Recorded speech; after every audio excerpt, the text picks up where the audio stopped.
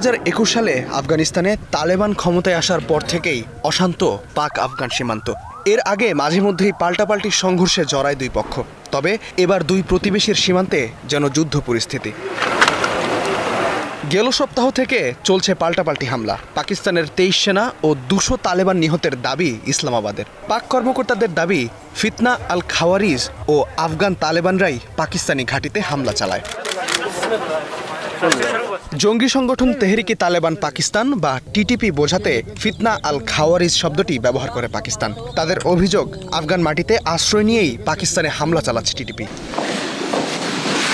তবে তালেবান সরকারের দাবি পাকিস্তানই প্রথমে বিমান হামলা শুরু করে, তার জবাবেই এই পাল্টা আক্রমণ। এদিকে এই উত্তেজনায় ঘি ঢেলেছে আফগান পররাষ্ট্রমন্ত্রী আমির খান মুত্তাকির ভারত সফর। শুধু তাই নয়, ভারত সফরে গিয়ে কাশ্মীরকে ভারতের অংশ বলে মন্তব্য করেছেন তিনি, যার তীব্র প্রতিবাদ জানিয়েছে পাকিস্তানের পররাষ্ট্র মন্ত্রণালয়। ইসলামাবাদ বলেছে এটি জাতিসংঘ নিরাপত্তা পরিষদের দেয়া মীমাংসার স্পষ্ট লঙ্ঘন।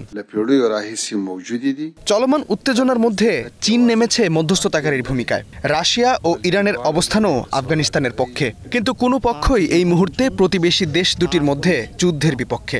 তাই দুই দেশকেই সঙ্গত থাকতে এবং নাগরিকদের সুরক্ষা দিতে আহ্বান জানিয়েছে বেইজিং।